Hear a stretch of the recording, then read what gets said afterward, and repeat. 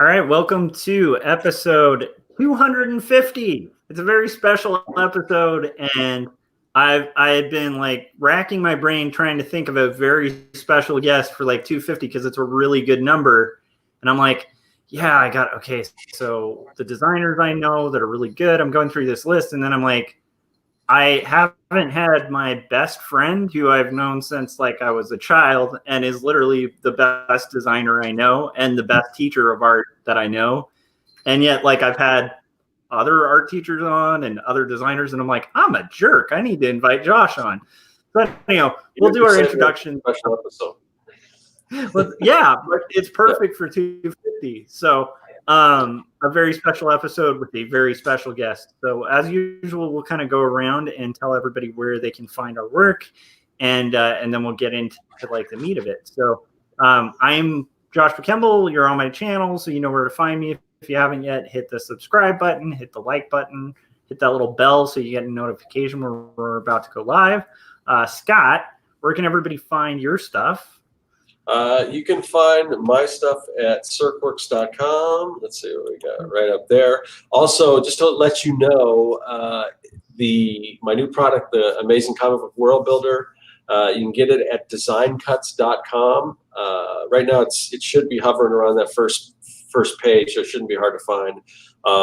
Or just if you search Circworks on Design Cuts, all my products right now are on sale 50% off, but that's going to end like early next week. So you might want to jump on this because that sale's running out. And judging by the other products like this that have been partnered, because this is a partnership I did with Design Cuts.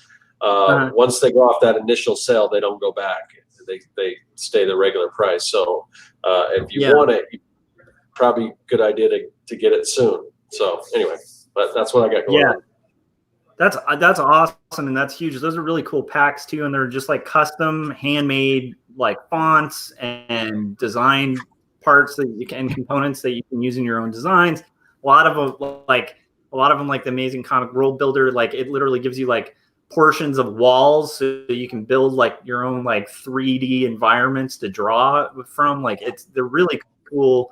I endorse them, like not just because I'm friends with Scott, but like I would actually use those at my job. Yeah, I use it myself, so yeah. Yeah, there you go. So if you can get them for half off, and Design Cuts, good company too. So you're supporting Scott, you're supporting good company. All right, cool. And then last but not least, this is a really good friend of mine, Joshua Patterson of Joshua Patterson Designs, who is like a veteran high school art teacher. And prior to teaching art, also worked for Universal in-house as a graphic designer, and just has like an incredible career as an art teacher with a lot of success. He's won, like Teacher of the Year, I believe multiple times. I might be exaggerating. He can fill me in on that. But okay, once. But he's also like got a reputation in this town, in the school districts, as like one of the best high school art teachers out here. And aside from that, also as one of the best graphic designers out here. And we can kind of get into that a little bit too. So without further ado, this is my buddy Joshua Patterson. Glad to finally have you on, man. How's it going? Yeah. So where can so everybody can find your work at there's the Facebook. And, so if you look up Josh Patterson Designs, I don't have a website, although I'm actually starting to work on one right now. Awesome. But I'm mostly a local artist that works with local companies. So it's a lot of word of mouth and design that way. Yeah. And it leads to some pretty like giant accounts. So it's like it goes from like city municipality to logo designs to like the best food truck in town. Different districts and things like that. Yeah, it's amazing. So we'll get into it. But I also think the way you run your business in that sense is going to be really informative for our audience too. And we're joined in the chat by Keeman and Gary. Gary Hodges, we had him on last week. It arrived, and I'm like halfway through reading it. The dialogue's amazing, so I'm pretty stoked on that. And then we have Keeman and Crimson Owl Comics and Frank Salazar. So we're getting a good chat group here. So all right, so let's get into it. So Josh, like maybe we can start with your like the teaching career and then kind of move into like the design stuff from there. So with like teaching artists, like what kind of motivated you initially to kind of go into like teaching and mentoring like aspiring artists and people who wanted to learn like art and graphic design? Well, like everything, kind of failure, right?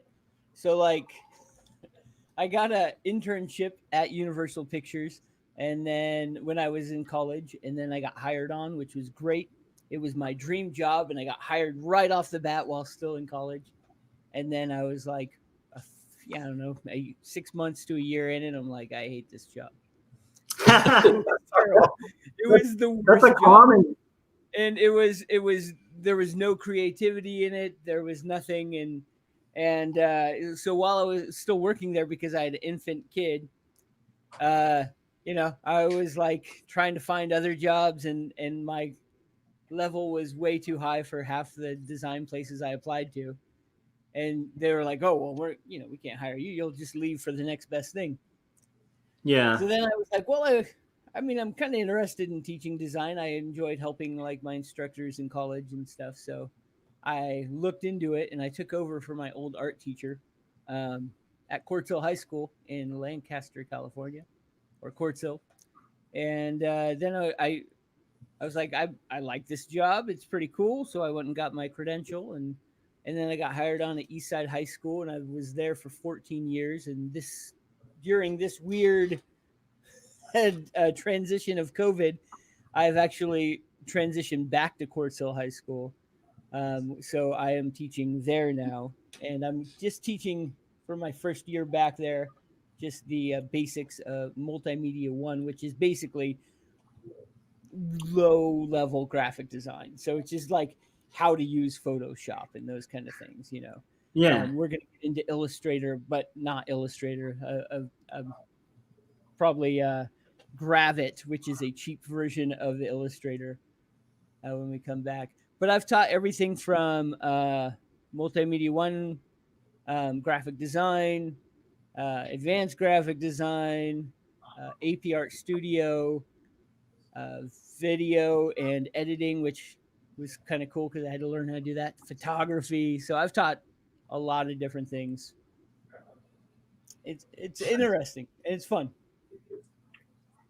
That's exciting and it's cool. Like I know, like I've been fortunate, like every once in a while, like it's like maybe every 4 years or something, you'll have me at one of your classes to like talk to the students about like illustration. And I'm always really inspired by like the level of work that you get out of high school students. Like it's way better than anything we were doing in high school, and I've known you since high school, and it's like, it's pretty impressive what you can kind of bring out of the kids. And also just like the level and complexity of like some of the stuff you're teaching them, like stuff I didn't learn till like midway through college, or like the end of college, and you're giving them the gems like that early, and it's really pretty cool to kind of see. What's like kind of your approach to like sort of let's say I'm like a student who's kind of taking this class as like an elective, and you see that there's like some potential. Like, how do you see potential in like artists? And Scott also does a lot of like online instructing on like he has a whole making comics course and stuff. It's really cool. It's like from the top down, like every detail you'd need to know to make comics and stuff. So I think Scott would be interested in this too. But it's like, how do you kind of see potential in students, and then how do you kind of get that to come out in art, and like also just ride that line of like not burning the kid out or being that teacher that like the kid 10 years later is going to be like, that teacher ruined my art life, like. But how do you dance that line of like of doing it? Because you're really impressive. Like just to see you with a class, like they're rarely not inspired. You know what I mean? I think It's a really good question. Okay, so seeing potential is pretty easy in a young kid. Like if you see them like starting to like create work that is at a higher level, that's pretty easy to see. But like because I mean, you definitely know your difference between a kid that's just turning in whatever just to get the C or the B, and a kid that's like really into the work and staying after and asking questions and wanting to put in tons of hours at home. Yeah. That's my biggest thing. Is more important than uh, early skill or early talent, if you want to pretend that word exists. Talent. Um, Yeah. I really think it's a skill. It's a developed skill. Some people really Yeah. have it early on, but a lot of the times they're not hard workers. And I will take a hard worker that's interested over Yeah. someone with like a natural kind of ability, because yeah, some when you can get a kid that's a hard worker and is into it and they want to like learn and they want to strive and like gain that kind of skill, they'll do it, and you can push them to really kind of develop faster and more. And then the other trick, and this is something I've always done, is I don't teach like a high school teacher. I don't give quizzes, I don't give tests. Everything's project based and everything's more like a college class. So when you took like a design class in college and you're, you know, basically creating work, I don't know, like uh like almost like an art director asking Yeah. for this work and then showing how and then they create it and make it and turn it in. It's more that way. And I agree. Illustrator is way better than Gravit in the long run. Yeah. Um, Um, yeah, yeah, that's very. Um, so like the weird thing is, because I noticed that too, like, and I remember you kind of giving me that tip because like before I taught like adjunct a couple of college courses, and when I was going into it, I like of course freaked out and like called you because I was like, dude, I don't really know if I know how to teach, and you gave me some really good advice. And I think that was one of the things that you had mentioned was like that like often like the B students are kind of your people because a lot of the A students, like they kind of come into the class, and I totally saw this in action. It's like the A students, not all A students, some A students are just killers and like they're always going to be killers. Like, and it's partially because they already right. developed work ethic. 100%. But there's always like those B students that like work their butt off to get an A. And like the weird thing is, I would see this like progression over a semester where it's like at the beginning of the semester, the person who kind of came in with the technical advantages at the beginning would like get outpaced by the B student who wanted it.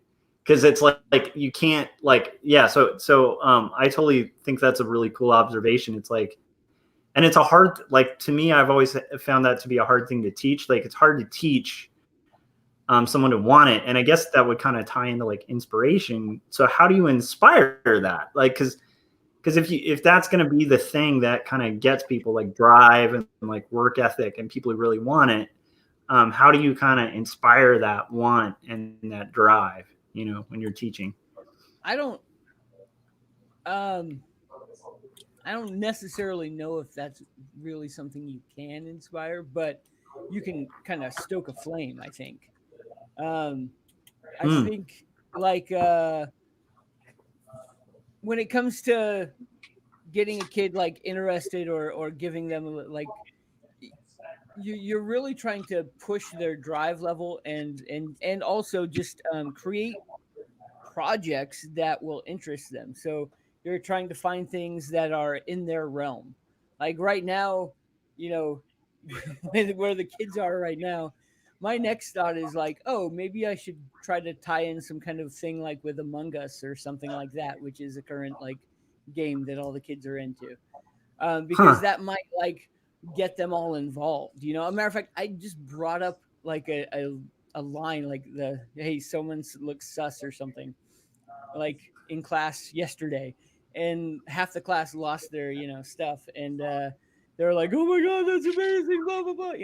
It's trying to like just create that connection and then Yeah. inspire start from there. So like if you can create projects that will kind of like that inspire or like connect with them, you can get more to work harder and try to succeed. Yeah, If that that's makes sense. really good. Yeah, and I think like yeah, I think you're right, and I can't help but think like because when I was trying, well, back when I was briefly teaching, it's like I remember thinking of like the teachers I didn't want to be, you know, where it was like, okay, like what classes didn't resonate with me as a student, and the ones that didn't were usually like okay, so here's the 4 steps to do this thing, and you just kind of do like the tutorial of the 4 steps, and then there's nothing more to it. And there's parts of especially digital processes where like that's inevitable, like you kind of need to learn some of that, Right. Yeah. in a step-by-step kind of rote learning manner. But like there's this really cool thing about like my favorite teachers were always the ones who would kind of find a project that would be fun to work on, and then use the project as a template to kind of learn the program or learn the technique. So right And now, so I I'm literally teaching like the basics of Photoshop, even though we're using photop.com right now because we're all stuck at home. So the kids, don't have access to Photoshop, which is too bad. I wish the district would purchase it for everybody. But Hey, Josh, can I ask a real quick question about Photop? Yeah. Can you open Photoshop files in it? Yes, you can. Okay, you good. can open up PSDs, and you can actually bring them directly into Photoshop from there and right back. And honestly, it's really close. Okay, It's good, because like this product that I just launched, I get a lot of people saying, "Does it work in? Do I have to have Photoshop?" And I'm saying, I think you can open in Photop and maybe GIMP, but I'm not positive. So that's good to know. I know Photop actually is pretty close, and there's a lot of things you can access with it, which is great for free. I mean, that's pretty amazing. Awesome, good to know. So with Photop, we're doing the basics. So like, even teaching hue saturation, instead of just like how to use it, I create like, a silly kind of like almost like Andy Warhol project, because I'm trying to show them how, well, I want them to get good at dragging and dropping, resizing, altering color through hue saturation and all these different things. I want them to learn all these things. So I create this scaffolded kind of thing where they think they're doing something kind of fun, messing with color, but really you're just having them do a repetitive motion so they get good at it. It's just scaffold learning. Nice. It's like a Mr. Miyagi style. Like, it's exactly. Like, oh, why am I waxing this car? And it's like, block this. Oh, wow, I just learned. Or even more than that, it's like Huck Finn, getting someone to paint the fence. Like making them want to paint the fence. Yeah. That is brilliant. Yeah. That's really cool. Yeah, and like I think that inevitably, like that's another thing where it's like you're gonna learn a lot more when you're engaged and having fun. And like if you're just like, oh, I gotta do this thing, like, so I think that's pretty cool. Scott, I mean, like you do that a lot with your online comics courses too, where it's like you make the content like kind of fun and engaging, and you show like practical applications for it rather than just being like, here's a technique that works really well. And it's like, okay, great. Well, like you keep it engaging and awesome. Yeah, I mean, I do a lot of mine in the editing, so I can cut out. I mean, it's like it'd be a little harder I'd have to get used to, like, if I was actually like teaching in person, like you guys have done, or that Josh is doing still.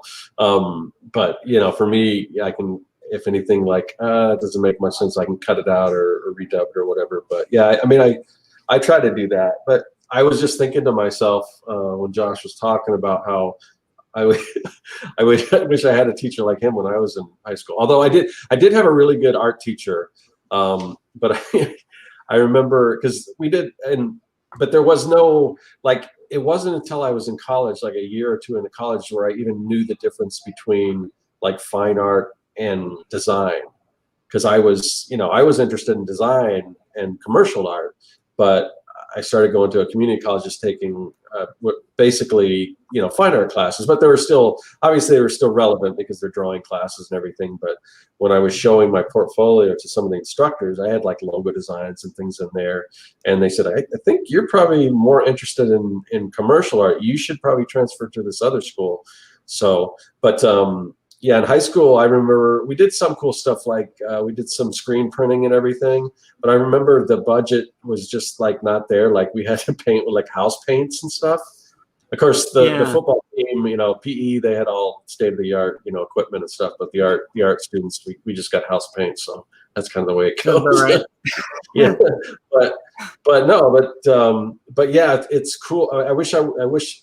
Even though we didn't really have computers so much at that time, but there was still graphic design. I wish they would have had a little more of that in school. But but it wasn't set up like Josh is talking about, where it's set up like basically like a college course. We got to try a bunch of different, at least dip our toes in a bunch of different like methods of creating art. Like we got to do comics and stuff in there and everything, but it still wasn't. I still wasn't too familiar with like the difference between like commercial art and fine art until I graduated high school. But I totally understand that. I don't think I understood what commercial art was until when Josh and I, when we were kids, we had a little punk band called the Kung Fu's. And Yes. We used to, my dad had, what was it, Photoshop Elements in like the late 90s on his computer. And we would stay up all night trying to learn it. And we made up rules, even like no more than 3 fonts on a flyer. yeah. You made that? You knew that just by making No, we that up? learned it the hard way, where we would design something with a bunch of fonts, and then we'd be like, this just looks weird. So then we'd alter it. All night just coming up with these rules and stuff. It was great.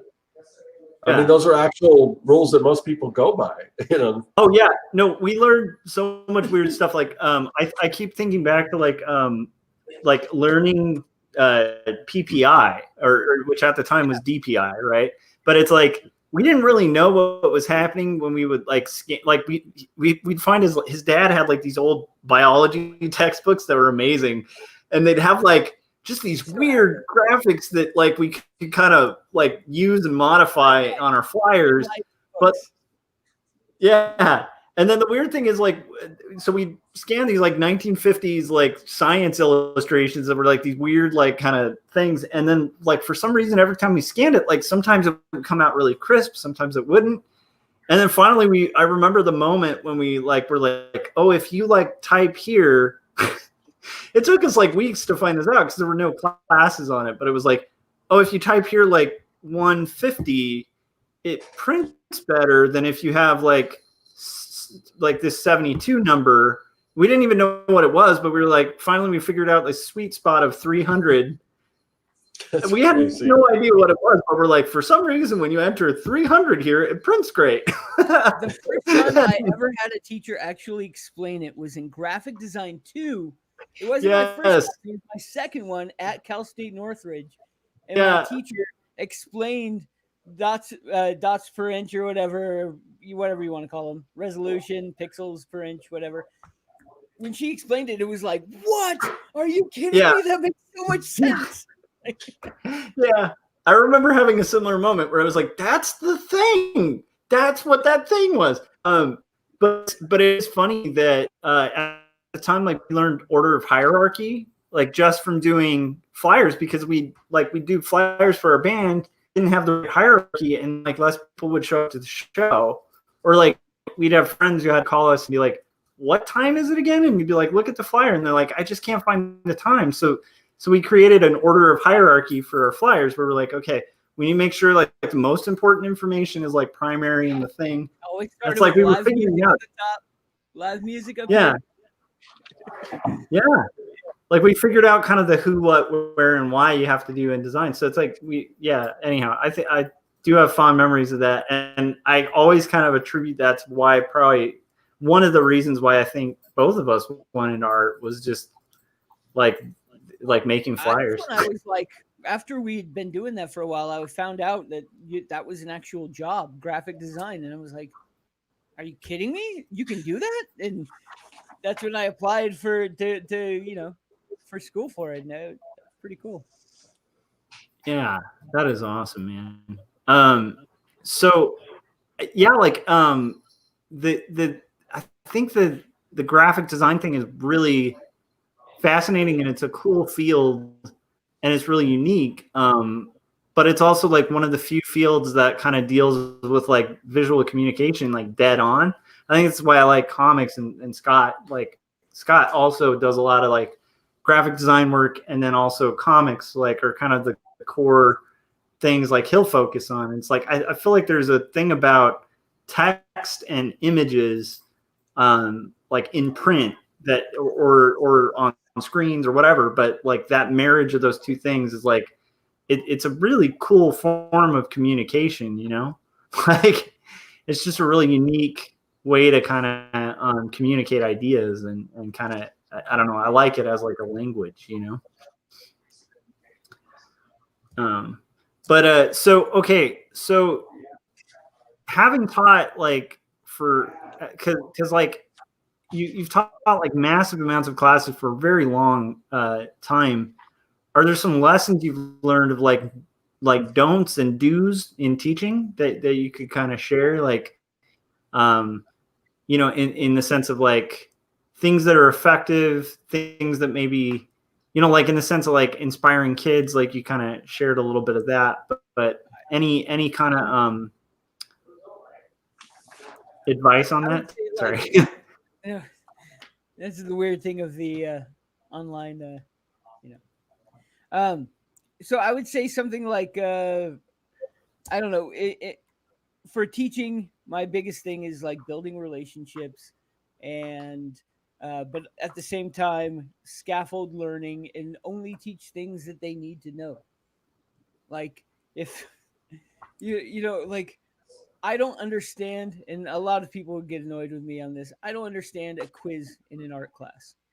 Okay, Uh, unless it's like for safety purposes or something, it makes zero sense to me because what they're the whole point of them being there is to learn like different things, but they should be learning that through a project. So like Yeah. if they're learning like the elements of art or whatever, they should be learning that through a project, not taking a test on what the elements of art are. You know what I mean? So that's one of my biggest things with teaching is like it should always be something they're doing, not something that's being done to them. Yeah. I don't think I've ever had a quiz in art other than in art history. I think was the only one where we actually had quizzes that I can remember. But Yeah. I mean, Yeah. I just I see what other people are doing at times, and I'm like, okay. Yeah, I did have like I do remember having even in college like a couple teachers who would be like doing quizzes on like, okay, well, what did we just go over? And what's weird is what those quizzes would do is make you really good at answering the question, but in the thick of it, when you actually need the information, it's not there. At least for me, like the way I learn, and I think most It's visual just a learners learn. form of assessment, but it's not one that really shows what you know. It just shows what you can recite. You know what I mean? Yeah, which is great if you need like data, but it's not so great if you need like to Right. have an applicable skill. Like it'd be kind of like an auto shop class where you don't get your hands like in the car and like actually work on an engine, 100%. I love that. That's good though. So like what like what kind of keeps you inspired as a teacher and like in teaching and being engaged in other people? Like what kind of keeps you in it? Well, I mean, that's a good question. Right now, it's rough at times, especially like only half the time talking to myself into a computer. That's not always very Yeah. inspiring. Every once in a while, when a kid turns a camera on, it's like, okay, that's pretty nice. I can see who I'm talking to. Um, uh, when kids get something, or when you when they learn, like, I don't know, when they get good at something, or when a kid turns out something that you haven't seen before, all those things are generally inspiring. Right now we're living through the weirdest teaching kind of thing of all time, where kids are literally like so uninspired. Luckily, I've been doing pretty good at getting kids to turn into my classes stuff, but it's a rough time because they're away from everything, and a lot of like really good kids even are not doing the work they usually do. Got it. Yeah. Yeah, Yeah. it's a Cause weird like, time. yeah, I mean, so I've seen it like, cause on Mondays, like I'm actually at home, and it's like, I get to see kind of Ben do the digital learning thing. And I mean, he's 7, so it's a lot different than a high schooler, but it's like just seeing, especially the first few weeks they were doing it, where it's like 20 or 30 minutes of it was like, so-and-so, your mic needs to be off of mute, or you need to put your mic on mute because we're getting feedback. Yeah. And having to get a group of 15, 12, like 7-year-olds to comply. And what's up? I can't even imagine taking 7-year-olds on there. That's going to be insane. So I just like, I was fascinated, and really I gained a ton of respect for the abilities of teachers, because just through watching that, because I was reminded of like, it's hard to get people to comply with anything, but to get 7-year-olds distanced where you have you really like, there's a gap of just, miles of space between you and that kid, and getting that kid to comply with like pressing a mute button. It's just like, I am impressed at the Jedi mastery of that. How are you now? Like, can you share a bit of like how you are navigating taking courses that you were doing in person with some tutorial components, but they were in person, to now having to go digital? Other than like, I mean, you definitely are using different software, right? Right. That's the weirdest one. Yeah. That's got to be weird when you're doing a tutorial and you autopilot to like a shortcut. Anyway, no, I automatically say command C, command V when I do them, because I'm so used to doing that while like in the moment. So I like say shortcuts as I go through them. So I'll catch myself literally saying it out loud while I'm doing it. So what I'm doing currently is I'm actually modeling in class, which modeling is just showing them the process. They could follow along if they wanted to.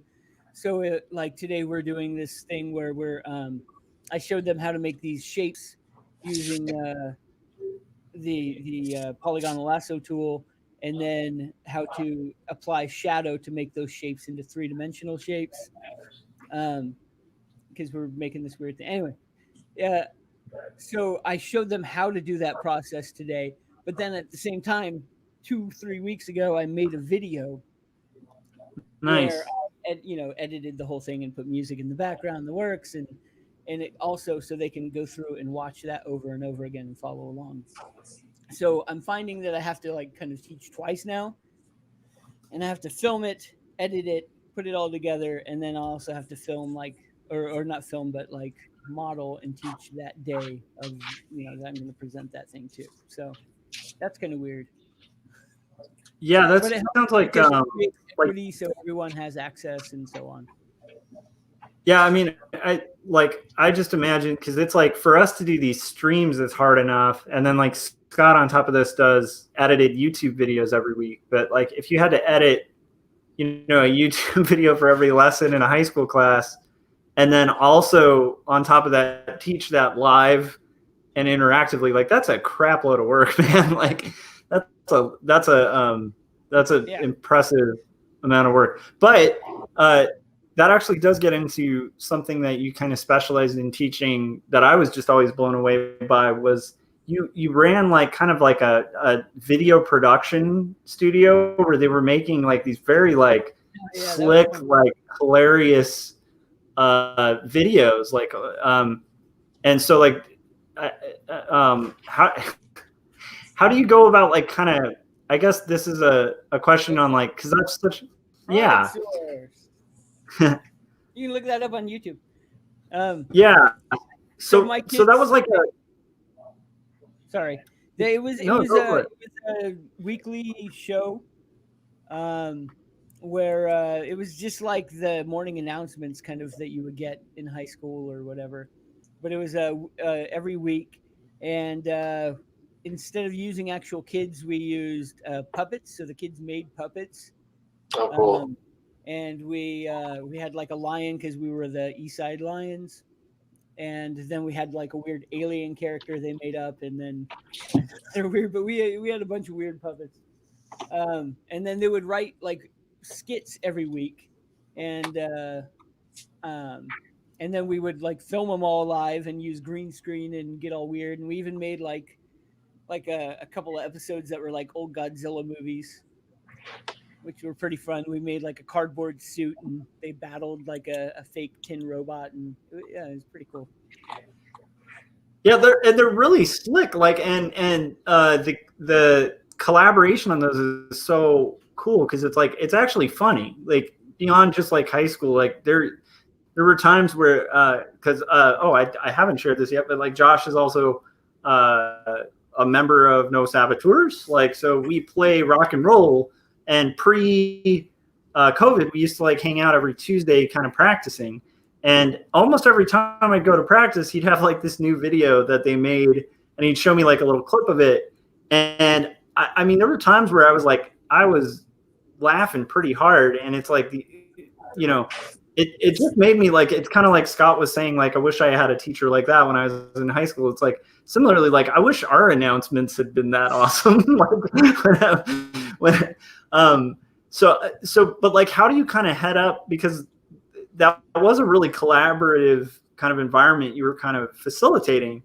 So how do you kind of encourage that, like in a class where there's a lesson that requires like tons of teamwork, and it's not quite just like, yeah. The cool thing about that was I had a 7th period, which is after school. So school got out, and I had another period where it was just kids that were really interested and wanted to do these things, which is awesome. So they signed up and they got extra art credit to come and do this. And, it was an extra elective credit for them. But they were also just kids that were really interested in doing it and being creative and wanting to do a collaborative kind of thing.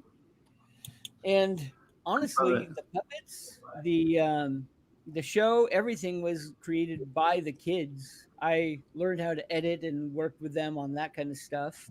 And, I learned how to do a bunch of different things and kind of showed them where to go and how to make it, like once they had their idea. But it was really them directing the entire thing, which is really cool. But we would have we would sit around a table and discuss ideas and say no bad ideas. And it was like a writer's table, and then we kind of go from there. Yeah. And I think that in itself is like a really good kind of rule in an environment like that, is like the no bad ideas. Cause I feel like, to have an environment like that, like, it's like, I remember actually having teachers that, obviously were not as good at guiding collaboration like that. And you would ask a question and they'd literally act like it was the stupidest thing they'd ever heard. And what that would usually achieve is like people contributing nothing, like, where people would be like, all right, well, I guess I'm not bringing anything to this. So I love that idea of like kind of to create like a facilitated like collaboration, like to have. It's like not easy. Yeah. Because sometimes you want to say those things. Oh yeah. Yeah. 100%. Yeah. I've also been there where you get that question that you're like, that's a good question. Interesting. Oh, yes, you said something too. Yeah. What was that other question that was brought up? Like, that's cool though. I definitely like want to kind of open up for Scott. Like, Scott, is there any like questions you kind of want to, because you're just kind of getting into the foray of teaching digitally. I would call it teaching, like what you're doing with the comics courses. Do you have any like kind of questions for Josh? Like, he's been at it for a long time. Any questions on like tips or ways to do it? Yeah, well, one of the things that I was going to mention when Josh was talking about how you can have like a very super talented student that's just not as motivated, and then also or versus a student who really is putting in all the effort and really and just maybe the talent's not quite there yet, but and talking about how you probably prefer the latter, because that's kind of the way it is in the real world. I mean, when you go to get a job, I mean, it's not. I mean, if you're just a rock star artist, but either you're not showing up or you're just not putting in the effort or whatever. I mean, it's that's what's going to get you. And it's also,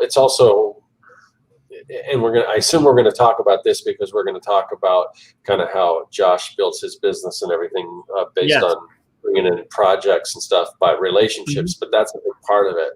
It's the relationships and things you build and being somebody who people want to work with versus just the best artist. I mean, because there's many very talented artists that aren't really able to make a living doing artists because they just don't have either the skills to the personal skills, or they're just people just don't want to work with them because they're hard to work with, or whatever the case is. So that's definitely something that resonated with me when Josh brought that up.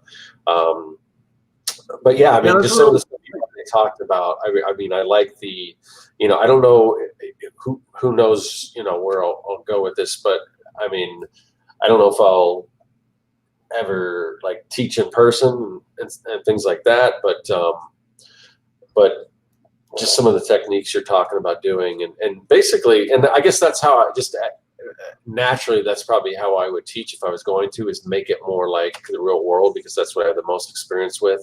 And I agree with it. Just the tests and things like that that doesn't make much sense. So because it's portfolios. I mean, it's projects. It's like 100%. They could say projects are the new portfolio. So just doing projects. I mean, you're going to learn more from actually doing projects and working with other students together, like you would if you were working with a team and all that stuff. So.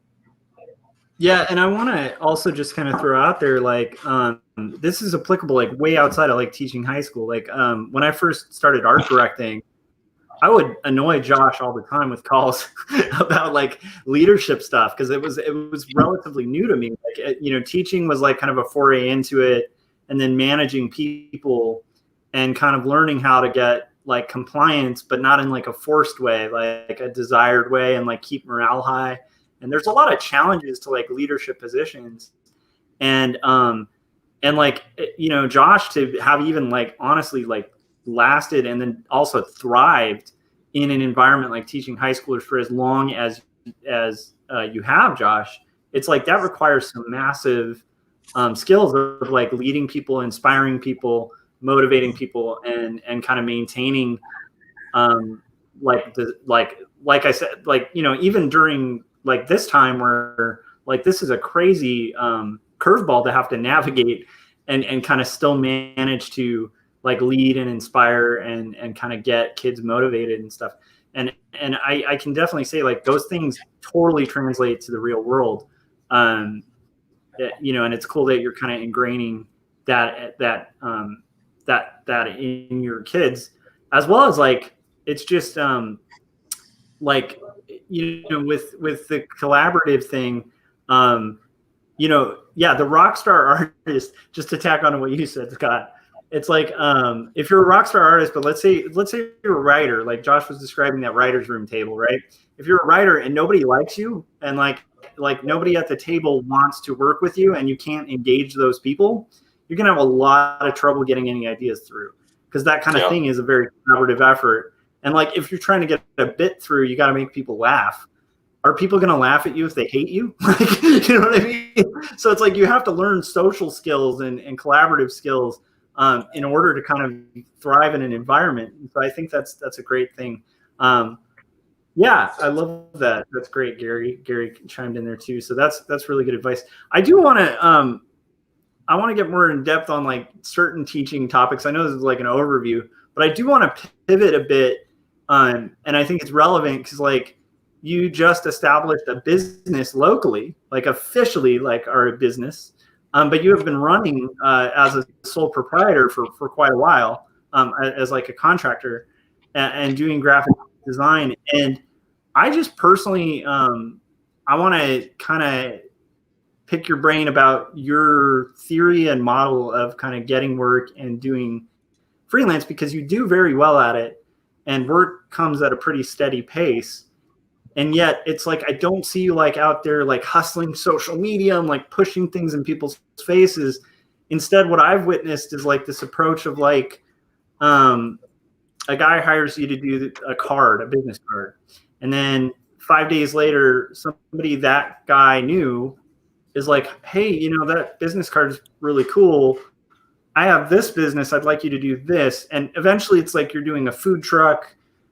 And, you know, then I remember at the food truck opening, you and I went to the place where that happened, and a new guy walks up to you and is like, dude, so you did and the next thing you know, you're doing work for other people. And in this community, it's like, it's a very community, like blue collar, hard work method to design. And I just think like, I'd like to hear you kind of share it, because it's a perspective that I think it would be good for like people who are aspiring to get work and do freelance and do graphic design professionally. It's a lot of our audience. I just think that method's so inspiring. I kind of want to hear. So how did you kind of start doing outside of, I mean, obviously you talked a little bit about Universal, but outside of that, how did you start getting into the local game and then that method of work? Well, I mean, okay, so once I left Universal and started teaching, then I started a graphic design club at school, and you know, I was teaching design, and I had kids that started like doing t-shirts for the football team or the soccer team or band, or you know, like we could make these designs and we could make money off of them, which is great. But then I started doing all the posters for the drama plays, which is just fun because I do like these huge 36 by 24 illustrations and really have fun with like getting artsy with them and stuff like that. So I mean, I was always doing stuff for school. I got to do logos. I have like, even though I'm not at that school anymore, there's like huge giant paintings of my logos on the back of buildings, and you know, they're crests up there and everything, which is kind of cool to know that that's there. But then Aaron Draplin, I stole his idea. Like, if you guys have ever heard of Aaron Draplin, he's an awesome graphic designer.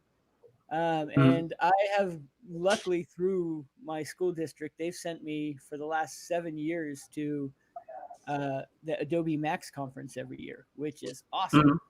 So I mean, I had to, you know, do a little swindling and begging and pleading, but like every year I've been sent. I even next week I have 3 sub days. They're giving me a substitute for 3 days where I can sit at home and do Adobe Max from home. Cool. Oh man, you know, I should try to coax my boss so we can do a Max together. It's free. Adobe Max is free this year, which is pretty amazing. So even if you can't go, you can hop on and watch all the videos and, you know, check it out. Yeah. But Aaron Draplin, he's an amazing graphic designer, and I honestly think he's just as good at like speaking. Oh yeah. I've seen him a couple times. I saw him at Phoenix Design Week here, and then Where was he?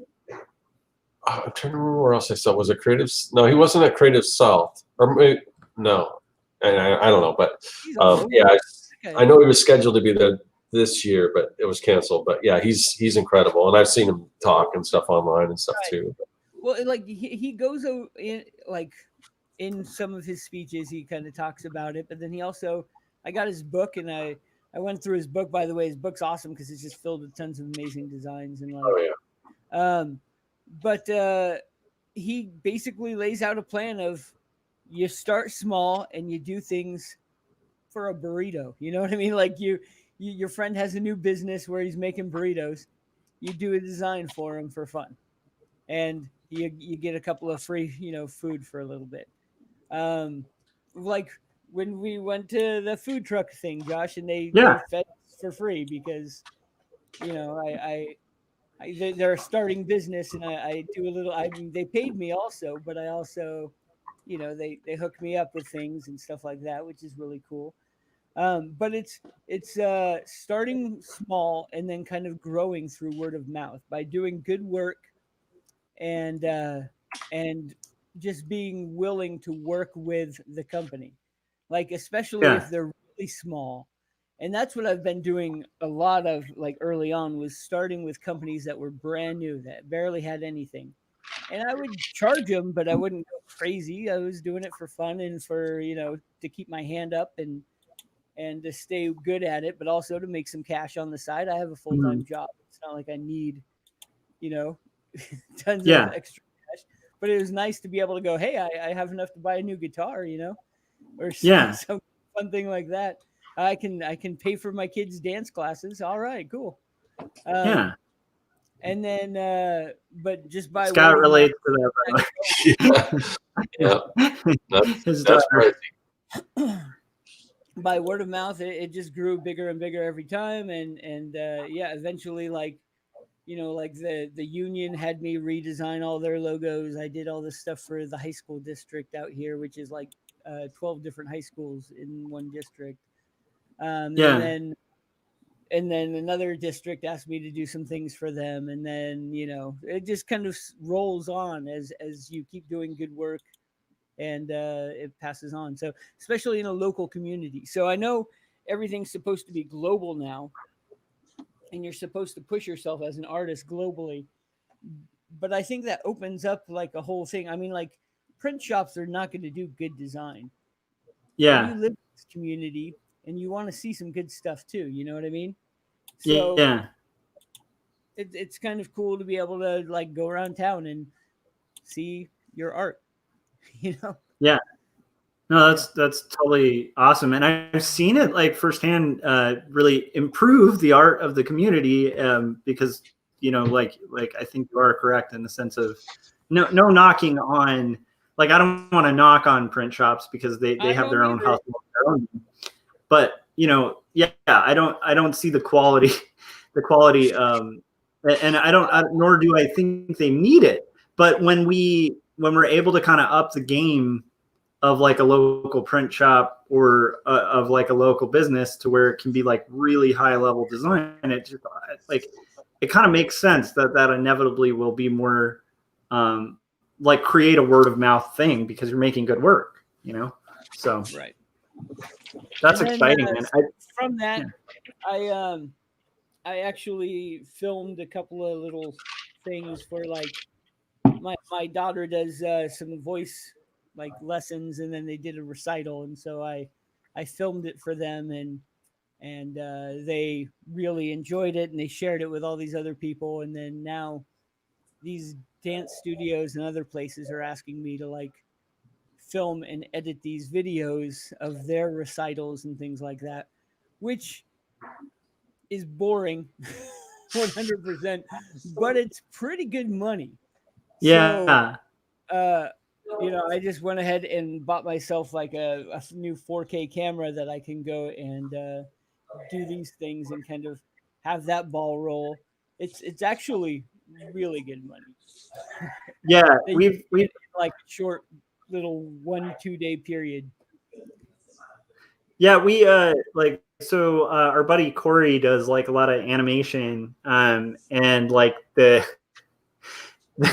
what you can bill a client for like 30 seconds of animation compared to like a single illustration is pretty substantial. Like it's a pretty substantial difference in pay, and so I do think videos. Yeah. For 24 hours of video editing, if you charge, which is totally in the normal realm, $100 an hour, it's not bad. Yeah, it's definitely not bad. And what's funny is anytime you throw out a figure like that, people go $100 an hour, and then they aren't really doing the math of like the skill to do the work, and then also the fact that like you have to take taxes out, you have to take when you're doing freelance, you have to take equipment costs out, you have to take cost, like let's say you're filming on location, you have to take cost of travel. I mean, some of that you can include, but the point being like that is a reasonable fee, like it's that's exciting to hear. I'm kind of excited to see where that takes you, because you have some mad video editing skills. I've always tried to encourage you to do like a YouTube channel or something, because currently I'm just doing it just to fill the void, and if it pays well enough, then I'll do it. It's not out of passion. Yeah, I get that.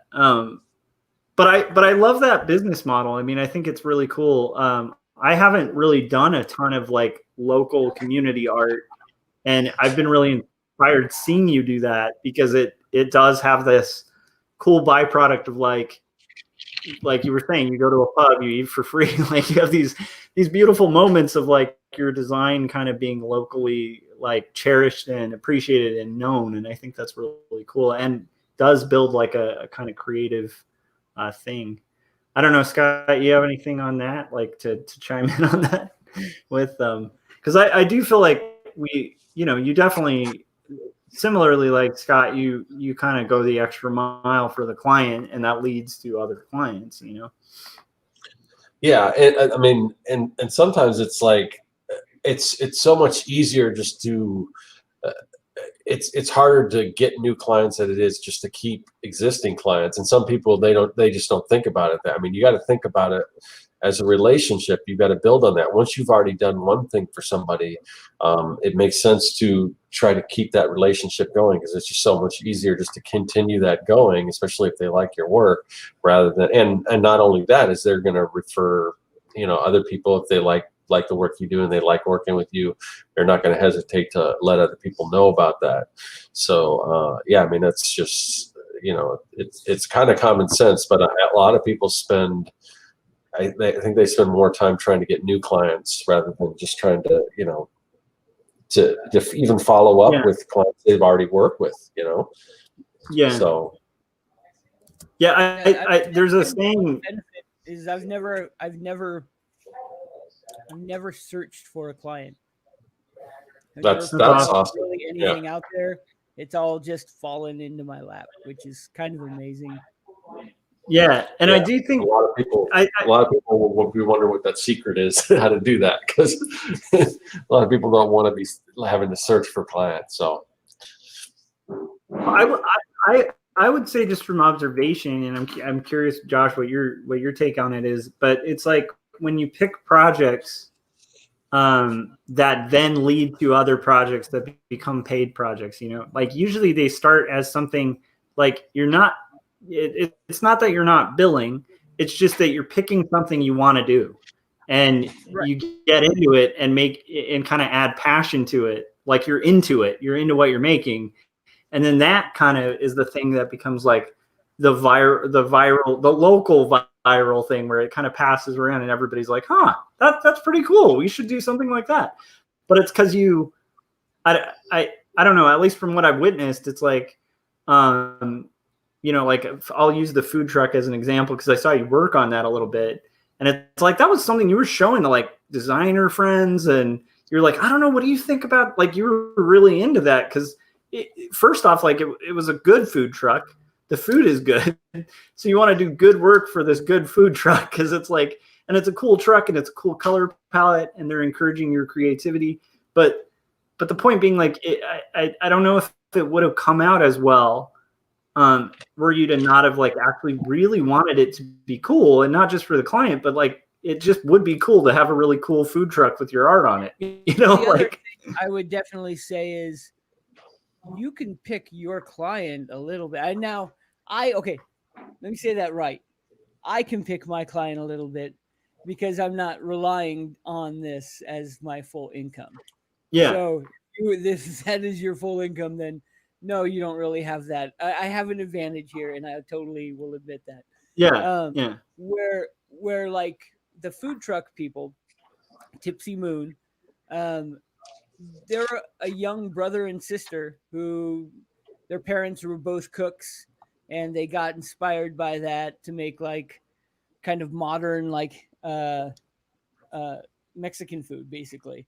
And it was an awesome idea, and they were really creative and wanted to be really creative about it, and they were really open to me taking whatever approach I wanted, which was really cool. yeah.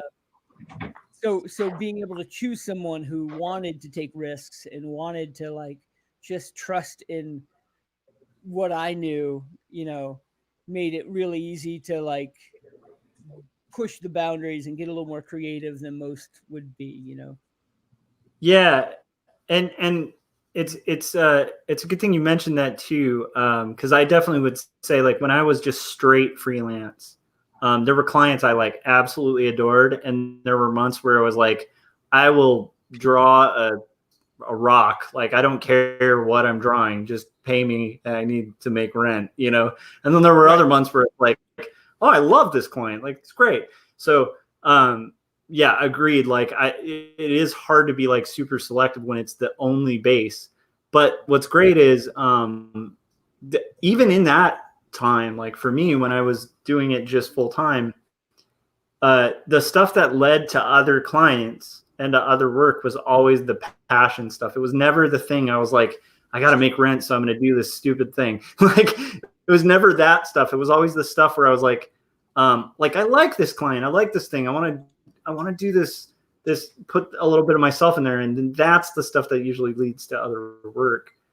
Scott's mentioned that too, where it's like, personal projects, like even these design packs and stuff, can lead to clients coming and being like, hey, that thing you did for the comic starter kit, like, could you do that for us? Right? Like, or like, hey, that thing you did on that poster, can you do like something kind of like that for us? Like, I think that that's a really good lesson of like, and it's also just kind of it just seems like a good thing to do, just ethically too, right? Because if you're doing the work you like I remember, and I think Josh Kimball, I think he said that Josh Patterson, it's hard when you have two Joshes, but I think he said that Josh did some. You can call him Josh number one. We sorted that out in college. All right. It's some like beer label designs, and I know a lot of people that are trying to. That's one of a lot of people's dream jobs is to get like a really cool like beer label. But I remember I was at a comic convention, and a brewery came up to me, and they were saying that they liked some of my giant mechs, and they thought they would be cool for their beer labels. And at the time it was kind of like I wasn't really trying to do a lot of freelance, kind of like I'm doing right now. So at first I was kind of trying to brush them off, and then they said who they were, and they're like a pretty big brewery, like really respected. I don't know if you guys have you guys heard of Santan Brewery? I know it's big here, but I don't know if they're anywhere outside of Arizona. But right here, it's like the home. It's like the biggest like local kind of brewery. They're pretty big. But anyway, so yeah, I haven't heard it, but I will say if it's a good local brewery, Scott, if I ever go visit, you're gonna have to show me. Yeah. And they're in all the stuff. I mean, it's so it never ended up happening, but that was pretty cool because it would have been so cool to, because it was just like a regular, like if you're just designing like just sort of a standard beer label, it probably wouldn't have intrigued me as much. But when you look at some of these labels that are out there in some of these craft breweries, they're really doing some cool stuff, and just people are trying to be different. So to have like one of my, mech drawings on a beer label would have been pretty cool, even though I don't drink beer, but still,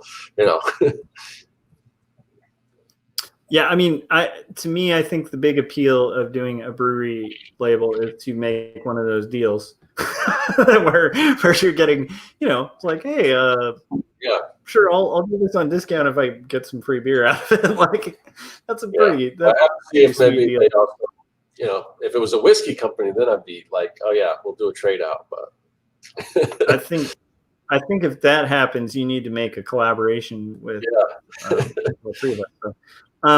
Well, so I know it's like a school night too, and like that there's going to be like classes early in the morning in crazy COVID teaching land, which is going to be complex and and I'm impressed the way you've kind of rolled with it and navigated.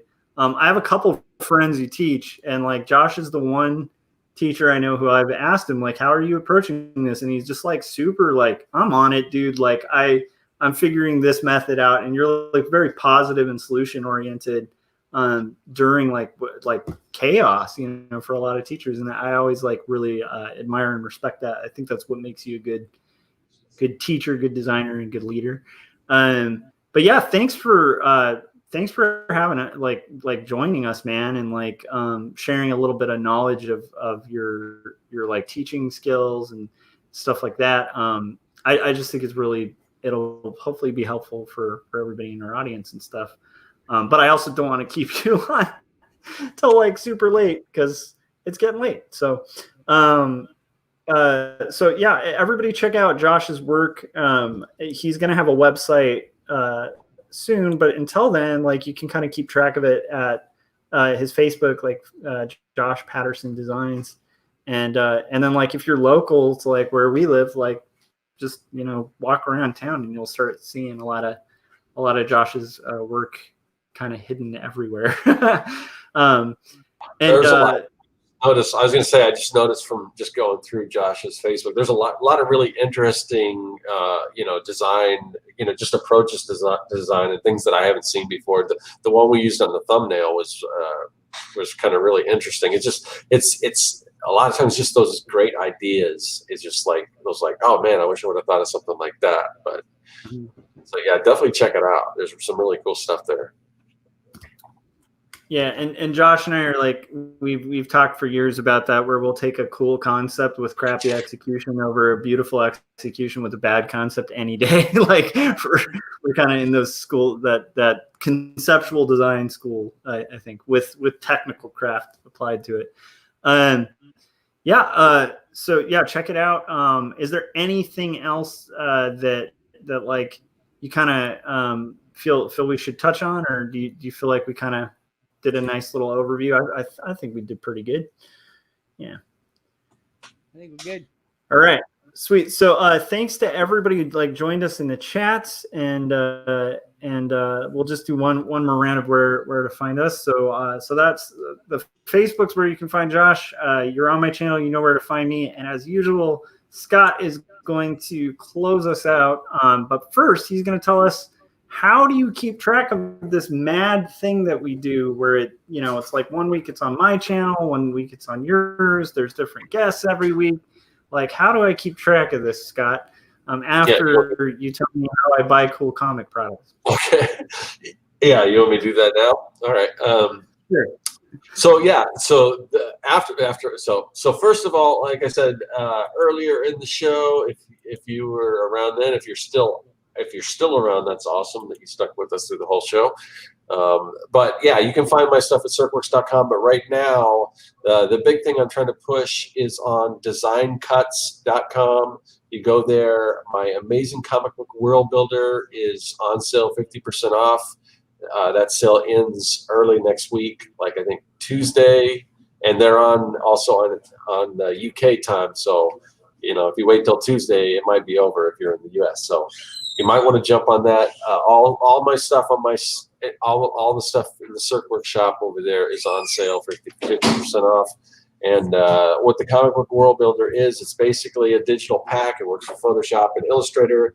And I just learned today that if you don't have Photoshop and Illustrator, you can use Photopea, and it will work in there. And it also, I think I opened it up in Defending the Designer. It seemed to work in there too.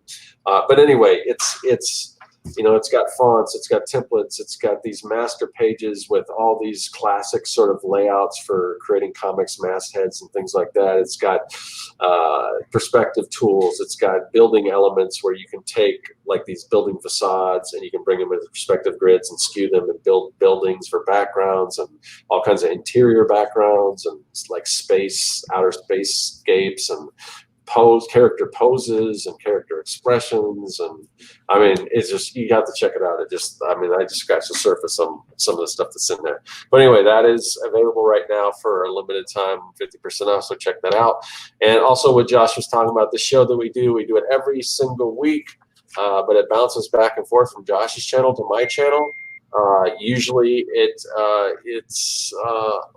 usually on Thursdays, but that can change. But if you want to know exactly when we go live, the best way to do that is to join our mailing list. There's a link in the description of this video. We don't spam you or anything like that. Usually about 30 minutes ahead of time before we go live, we'll send out a newsletter so you can find us, because YouTube doesn't always notify people. Awesome. Well, so thank you guys again. Thanks, Josh, for showing up. And great meeting you, Josh. Yeah, and we will see you guys next week. Yeah, I think Josh had to kind of take off too. So, but yeah, we really appreciate him being on, and it was very, very cool. So, all right, we will see you guys next week, and I believe, well, we should have a special guest next week. Yeah, sounds like it. Yeah, we got one lined up. All right, awesome.